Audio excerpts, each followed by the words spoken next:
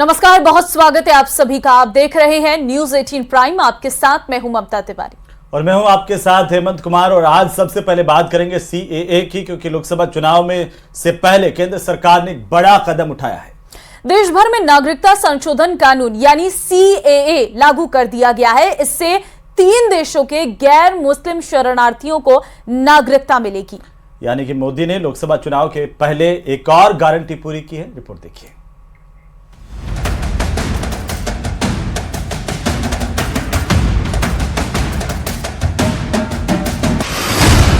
चुनाव से पहले एक और गारंटी पूरी।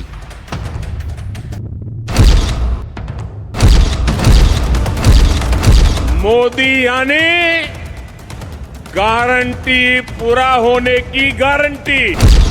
वो भी किसी भी तरह से किसी भी सीएए कानून भारतीय संसद में 11 सितंबर 2019 को पारित हुआ था और 12 दिसंबर को राष्ट्रपति ने इस कानून को मंजूरी दे दी थी। लेकिन कांग्रेस समेत कई राजनीतिक पार्टियां और मुस्लिम संगठन इस कानून के विरोध में खड़े हो गए और सीएए विरोधी 2024 में भी 2019 वाले मोड में है। कांग्रेस से लेकर टीएमसी और ओवैसी से लेकर all India Muslim personal law board साफ कर चुके हैं, सीएए आएगा तो वो फिर शाहीन बाग वाला माहौल बनेगा और पोलराइजेशन हो। ध्रुवीकरण की राजनीति हमेशा से बीजेपी करती रही है, तो एक बार फिर सीए के नाम पर अब बताया गया, जनता के बीच में जगह जाएगा कि ये जो लाया गया है ये इससे देश का भला नहीं होने वाला। आज सीए को लागू करना चुनाव से पहले अमित शाह जी हमेशा से कहते रहे। सारे राज्यों से इन्होंने मुद्दे को उठाने की शुरू किया। अब जिस वक्त सड़क पर बेरोजगार खड़े हुए हैं, जिस वक्त चीन की समस्या मुंह बाए खड़ी हुई है, जिस वक्त लोक सेवा आयोग लीक सेवा आयोग हो गया है, ऐसे वक्त पे विषयांतर करने के लिए ये कानून लाया गया है। हिंदू मुसलमान करने के लिए कानून लाया गया है। देखिए, बहुत ही दुर्भाग्यपूर्ण है कि जिस देश के संविधान में ये निहित हो धर्मनिरपेक्षता, उस देश में धर्म के नाम। तो लोकसभा चुनाव से पहले क्योंकि केंद्र सरकार ने ये बड़ा कदम उठाया है, देश में नागरिकता संशोधन कानून या सीए लागू कर दिया है। लेकिन ये कानून क्या है, उसके बारे में हम आपको ग्राफिक्स के माध्यम से कुछ विस्तार से जानकारी देते हैं।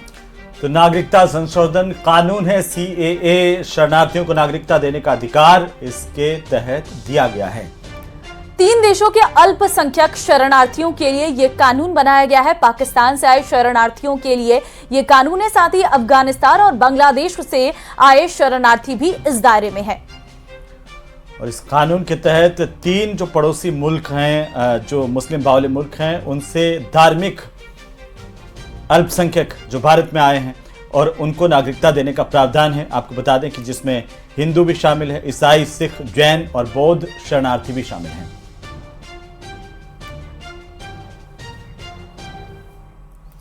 वहीं सीएम भजनलाल शर्मा ने देश भर में सीए कानून लागू करने पर पीएम नरेंद्र मोदी को बधाई दी है।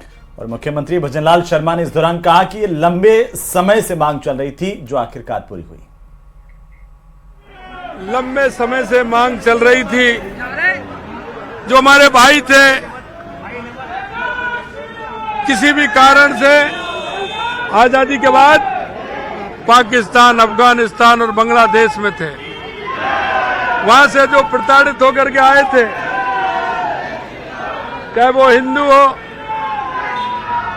चाहे वो सिख हो, जैन हो, ईसाई हो, उन लोगों को सहारा देने के लिए आज मैं देश के यशस्वी प्रधानमंत्री नरेंद्र मोदी जी, माननीय गृह मंत्री जी, माननीय हमारे पार्टी के राष्ट्रीय अध्यक्ष जगत प्रकाश नड्डा जी को मैं बहुत बहुत धन्यवाद और साधुवाद देना चाहता हूं कि देश के यशस्वी प्रधानमंत्री नरेंद्र मोदी जी के नेतृत्व में एक और अच्छा फैसला आया है कि उनको यहाँ नागरिकता भी मिलेगी और यहाँ की सुविधाएं भी उनको मिलेंगी। आज ऐसा समय आया है, मैं निश्चित रूप से ये सीएए का जो आज फैसला आया है उसके लिए मैं बहुत बहुत धन्यवाद और साधुवाद देना चाहता हूँ। तो सीएए यानी कि सिटीजन अमेंडमेंट एक्ट लागू हो गया। गृह मंत्रालय की तरफ से इसे लेकर नोटिफिकेशन जारी किया गया, तो अलग अलग प्रतिक्रियाएं भी देश भर से सामने आई। कोटा के मुस्लिमों ने इसको लेकर खुशी भी जाहिर की है। अलग अलग जगहों से लोगों की प्रतिक्रियाएं, खासतौर पर कोटा की सबसे पहले प्रतिक्रिया आपको सुनवाएंगे, जहां पर मुस्लिम धर्मावलंबियों की ओर से इस एक्ट का, इस कानून का स्वागत किया गया है और मुस्लिम समाज ने खुशी जाहिर की है। सबसे पहले तो मैं प्रधानमंत्री जी का बहुत बहुत आभार व्यक्त करूंगा। प्रधानमंत्री जी ने जो पाकिस्तान जो और बांग्लादेश जो अन्य देशों के जो अल्पसंख्यक थे उनके लिए बहुत अच्छा कानून है, क्योंकि आप ये देखिए कि जैसे कई देश हैं, पाकिस्तान है या कोई और भी देश है, वहाँ पे जो अल्पसंख्यक थे एक ज़माने में करीब 15 से 18% हुआ करते थे, जो आज प्रताड़ित होकर 1 से 2% रह गए।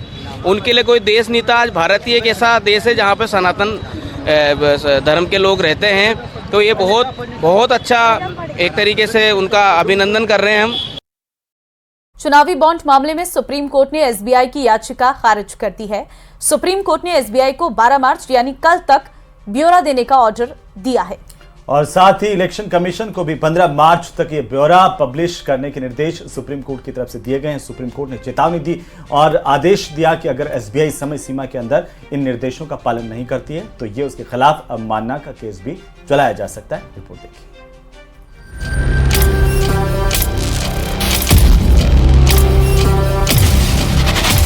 इलेक्टोरल बॉन्ड पर एसबीआई को सुप्रीम कोर्ट की कड़ी फटकार। कल शाम 5 बजे तक सारा डेटा ईसीआई को सौंपने का आदेश। 15 मार्च तक एसबीआई वेबसाइट पर सार्वजनिक करे सारी जानकारी। चुनावी बॉन्ड से जुड़ी पाई पाई का हिसाब देश की सर्वोच्च अदालत को चाहिए और इसीलिए एसबीआई की लेट लतीफी से नाराज 5 जजों की पीठ ने कोई रहम नहीं किया। राहत की आस में बैठी एसबीआई को कल शाम तक सारी जानकारी इलेक्शन कमीशन ऑफ इंडिया को सौंपनी है, जबकि 15 मार्च तक सारी जानकारी को अपनी वेबसाइट पर सार्वजनिक करना है। और इतना ही नहीं, एसबीआई को चेतावनी भरे लहजे में कहा गया है कि अगर आदेश का पालन नहीं किया गया तो सुप्रीम कोर्ट अवमानना का नोटिस जारी करेगी।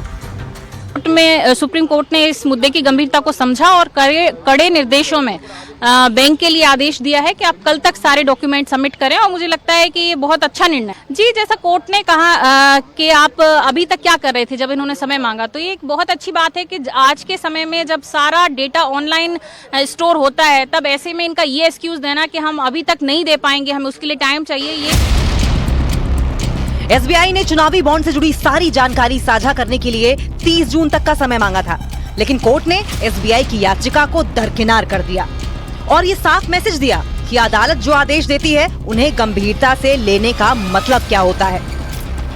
स्टेट बैंक की अर्जी कि हमको टाइम एक्सटेंड किया जाए 30 जून तक इलेक्टोरल बॉन्ड्स के डिटेल्स देने के बारे में, उसको रद्द कर दिया है और बोला है कि ये बिल्कुल साफ है कि स्टेट बैंक के पास जो इन्फॉर्मेशन कोर्ट ने मांगी थी उनके पास है कि किसने बॉन्ड्स परचेज करे उसके डिटेल्स और किसने बॉन्ड्स वो एनकैश करे उसके डिटेल्स, ये सब स्टेट बैंक के पास है और वो कल शाम तक ये सारी डिटेल्स इलेक्शन कमीशन को दे दें। इससे पहले एसबीआई का पक्ष रखते हुए वकील हरीश साल्वे ने कहा, एसबीआई की तरफ से कोई नया बॉन्ड नहीं जारी किया जा रहा है। जानकारी के लिए हमें और वक्त चाहिए। बॉन्ड खरीदने की तारीख, नाम एक साथ नहीं है। खरीदार के नाम, तारीख की जानकारी कोड में है। जानकारी डिकोड करने में समय लगेगा। इसी तरह बॉन्ड नंबर के साथ नाम बताने में समय लगेगा। हमें 3 हफ्ते की मोहलत और दीजिए। सुप्रीम कोर्ट के जज भी पूरी तैयारी के साथ आए थे। उन्होंने हरीश साल्वे की हर दलील पर सवाल उठाए, साथ ही आदेश देते हुए कहा कि कोर्ट के आदेश के तहत काम करना होगा। इलेक्शन कमीशन ऑफ इंडिया के साथ जानकारी साझा करनी होगी। आदेश के बावजूद आपने क्या किया? बेहद गंभीर मामला है। संविधान पीठ का आदेश है, आपको सिर्फ सील्ड कवर खोलना है। सिर्फ सील्ड कवर खोलने में क्या दिक्कत है? और पिछले 26 दिन से आप कर क्या रहे थे? यानी अब चुनौती एसबीआई के सामने है, क्योंकि उसे चुनावी बॉन्ड में पाई पाई का हिसाब देना है, वो भी बेहद कम समय में।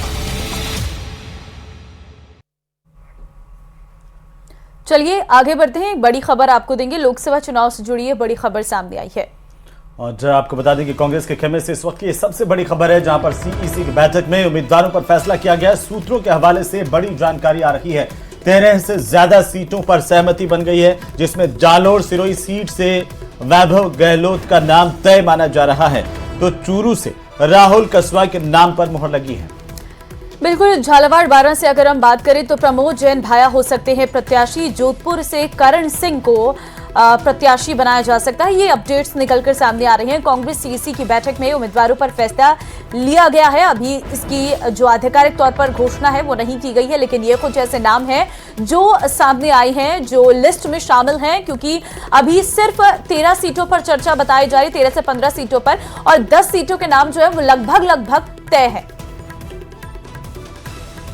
चुनाव समिति में कितनी सीटों पर आपकी चर्चा हुई? देखिए, काफी कर दिया है। आपको कल जो हमारे जनरल सेक्रेटरी ऑर्गेनाइजेशन है वो सुबह बताएंगे। क्या गठबंधन, राजस्थान में गठबंधन को लेकर कोई चर्चा हुई? नहीं, देखिए, जो गठबंधन की बात है वो तो वो बताएंगे। जो आएगा तो उसके बारे में अभी गठबंधन के बारे में बहुत कोई चर्चा नहीं हुई। जहाँ हमारा सीधा डायरेक्ट है वो हमने किया। जहाँ कोई गठबंधन की बात होगी तो वो वरिष्ठ नेताओं को चुनाव लड़ाने को कोई? देखिए, वरिष्ठ नेताओं नेता जो हैं तो हम दूसरे लोगों को भी टाइम कोई मिलना चाहिए कि हम वही वरिष्ठ करते रहेंगे। तो जो यूथ है, जहाँ हमारे और नेता हैं, तो ये तो हमें कम्बिनेशन करना पड़ेगा और जो यूथ है उसको हम प्रेफरेंस देंगे। क्या अशोक गहलोत चुनाव लड़ेंगे? उनका बेटा लड़ लेगा तो वो भी उनका ही हो गया। दोनों में जो कर लेंगे कि मैंने लड़ने हैं। और चलिए, यहाँ वक्त एक छोटे से ब्रेक का है, फौरन हाजिर होते हैं। दुनिया के सबसे बड़े चुनाव से पहले न्यूज 18 नेटवर्क लाएगा देश का सबसे बड़ा ओपिनियन पोल। 21 राज्य, 400 से ज्यादा संसदीय सीट, 1 लाख से ज्यादा लोगों की राय, 20 चैनल्स, 16 वेबसाइट्स, 15 भाषाएं, एक सबसे बड़ा पोल। अब तक नहीं हुआ ऐसा opinion poll. News 18 mega opinion poll जल्द आ रहा है सिर्फ न्यूज 18 नेटवर्क पर।